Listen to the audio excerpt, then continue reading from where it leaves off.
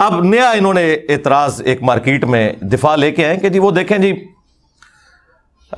بزرگوں کی جو باتیں ہیں وہ چھوڑیں آپ، ہمارے جو عالم ہیں، جو بڑے بزرگ ہیں، وہ تو احمد رضا بریلوی صاحب ہیں، وہ تو اس طرح کی ساری باتوں کو کفریات سمجھتے ہیں، ان سے ثابت کریں۔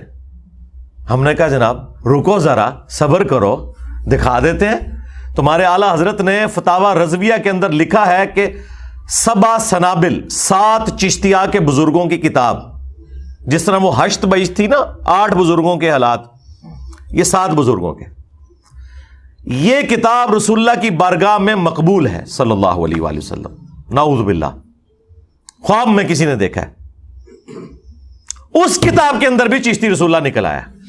اگر اعلیٰ حضرت کو پتا تھا کہ اس میں چشتی رسول اللہ لکھا ہوا ہے، اس کے باوجود انہوں نے رسول اللہ پہ جھوٹ باندھا تو فارغ۔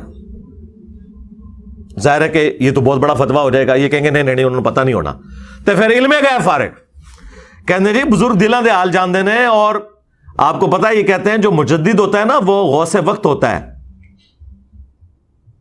تو احمد رضا بریلوی صاحب نہ صرف عالم تھے بلکہ مجدد تھے اور غوث وقت تھے۔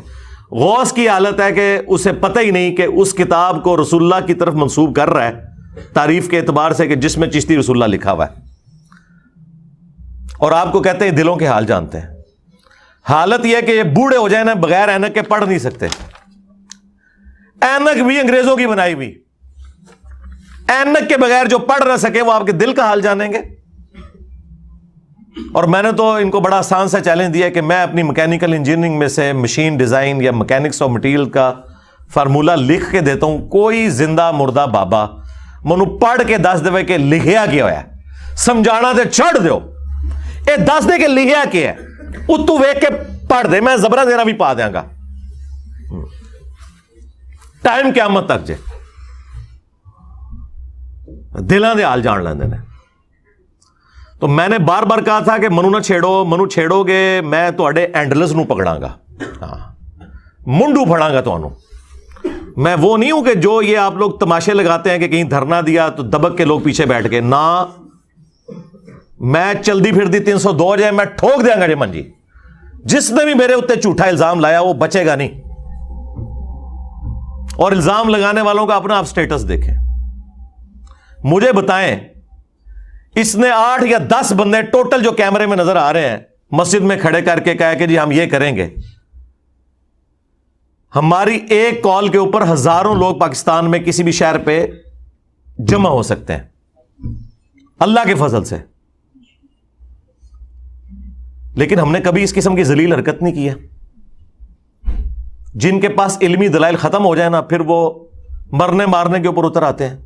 3 دفعہ تو یہ مرڈر اٹیمپٹ کروا چکے ہیں میرے اوپر، اور حالت یہ ہے کہ وہ آنے سے پہلے اپنے آپ کو غازی اور شہید لکھتے ہیں، یہاں آ کے معافیا مانگتے ہیں، اسی ٹائم سارا عشق رسول فارغ ہو جاتا جی۔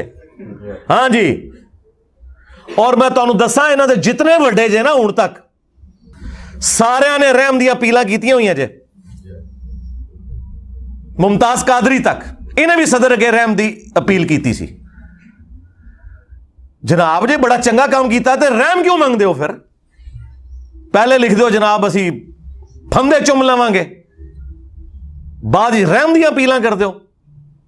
ان کو سمجھ آ جاتی ہے سب کچھ ڈھکوسلا ہے، جھوٹ، ایلوژن میں ان کی زندگی گزر رہی ہے۔ تو اس قسم کی ذلیل حرکتیں اگر ہم نے کرنی ہو نا تو ہم کر سکتے ہیں، لیکن ہم نہیں کرتے۔ اس کی وجہ یہ ہے کہ ہم کہتے ہیں علمی اختلاف کو آپ علمی رکھیں، اور تم لوگ تو ایک دوسرے کو کافر سمجھتے ہو، ایک دوسرے کے پیچھے نمازیں نہیں پڑھتے، ایک دوسرے کی مسجد میں چندہ دینے کے قائل نہیں ہو۔ ہم تمہیں چندے بھی دیں، نمازیں بھی تمہارے پیچھے پڑھیں، کوئی مسجد بھی الگ نہ بنائیں، پھر بھی ہم سے تکلیف ہے۔ جس امت کی یہ حالت ہو کہ اس کی اکثریت کے کہ امام کعبہ کے پیچھے نماز نہیں ہوتی، یعنی بریلوی کہتے ہیں، وہاں اتحاد امت کہاں سے ہونا ہے مجھے بتائیں آپ، جب تک کہ ان کی بیماری دور نہ کی جائے۔ اور ادھے سعودیہ دے جڑے وڈے امام جے انہوں نے فتوی دیتے ہیں بریلوی پیچھے نماز نہیں ہوتی، دو ایک جے نے۔ اور الحمدللہ میری نفرت میں اکٹھے ہیں. اور جب میں یہ بات کرتا ہوں کہتے ہیں جی وہ غلام احمد قادیانی بھی یہی کچھ کہندا سی. نا سرکار، غلام احمد قادیانی دجال جب یہ کہتا تھا نا تو ساتھ وہ یہ کہتا تھا تم لوگ کافر ہو اور صرف میں مسلمان ہوں. میں یہ کہتا ہوں کہ تم بھی مسلمان ہو، میں بھی مسلمان ہوں، لیکن تم ایک دوسرے کو کافر کہتے ہو، تم قادیانی کے راستے کے اوپر چل رہے ہو. حسام الحرمین میں احمد بریلوی نے 4 علماء دیوبند اور 5ویں غلام احمد قادیانی کے اوپر کفر کا فتویٰ لگایا اور کہا کہ ان کے کفر میں شک کرنے والا بھی کافر ہے اور یہ سب کے سب مرتد ہیں. یعنی وہ 4 علماء دیوبند کے کفر میں شک کرنے والے کروڑوں دیوبندیوں کو کافر ڈکلیئر کر گئے. اور آپ کے یہ جو باپا جانی ہے نا، بڑی مسکین سی شکل بنا کے بیٹھے ہوتے ہیں اور جن کو ہماری ایجنسیاں کہتی ہیں سب سے پر امن جماعت ہے، ان کے سلیبس میں یہ کتاب ہے. وہ کہتے ہیں میرا مرید ہی وہ ہے جو اس کتاب کے اوپر ایمان لائے. ہاں جی لکھا ہے کہ سارے فارغ جے. وہابیوں نے لکھا ہے چوتھا فرقہ وہابیہ شیطانیہ. یہ شیطان لعین ابلیس کے پیروکار ہیں، جس طرح روافض شیطان اطاق کے پیروکار ہیں. پھر اس کے جواب میں جب المحند علی المفند لکھی نا علماء دیوبند نے، انہوں نے جناب پھر پھٹے چکے. انہوں نے کتاب کا نام رکھا کہ المحند ہند کی تلوار علی المفند، ایک پاگل سٹھائے ہوئے بابے کے اوپر. بابا کی نو کیا؟ احمد بریلوی نو. اور کہا کہ یہ اور اس کی پوری جماعت ایک شیطانی لشکر ہے جو ہم علماء دیوبند رضی اللہ عنہم پر حملہ آور ہوئے ہیں. جس طرح کے شیاطین حملہ آور ہوتے تھے انبیاء کے اوپر، تو کو 14ویں صدی دے مولویاں نو انہوں نے نبیوں دی جگہ رکھا جائے اور رضی اللہ عنہم، اور مخالفین کو شیاطین. ظاہر ہے کہ انبیاء کے اوپر تو کافر شیاطین چڑھنے کی کوشش کرتے تھے نا، مسلمان شیاطین تو نہیں چڑھتے تھے. تکفیر کر دی. اور اسی المحند میں آگے جا کے لکھا ہے کہ محمد بن عبد الوہاب اور ان کی پوری جماعت جو ہے نا، یہ ایک خوارج کی جماعت ہے. وہابیوں نے فارغ کرتا انہوں نے، اہل حدیث نے بھی. کام ختم. پھر جو اعلیٰ حضرت نے ماشاء اللہ تعالی اپنے علمی موتی چاڑے نے نا احکام شریعت کے اندر، احکام شریعت میں اعلیٰ حضرت سے پوچھا گیا کہ یہ جو وہابی ہیں، دیوبندی اور اہل حدیث اور شیعہ اور قادیانی، سارے نے اکٹھا لکھا، ان کی قربانی جو یہ ذبیحہ کرتے ہیں وہ حلال ہے؟ تو اعلیٰ حضرت نے کہا کہ وہابی ہوں، دیوبندی، اہل حدیث، شیعہ اور قادیانی کافروں کو ساتھ ذکر کیا. کہا یہ 1,00,000 دفعہ بھی اللہ کا نام لیں ذبیحہ مردار رہے گا اور یہ سب کے سب مرتد ہیں، یعنی واجب القتل. نعوذ باللہ. البتہ یہود و نصارہ کا ذبیحہ حلال ہے.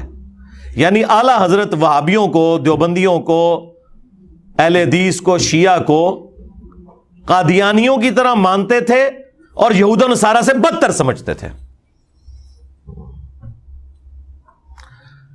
پھر ملفوظات اعلیٰ حضرت کی پہلی جلد میں جو ان کے اپنے بیٹے نے جمع کی، اور وہ ساری انہوں نے خود پڑھی ہوئی ہے، اس سے بھاگ بھی نہیں سکتے.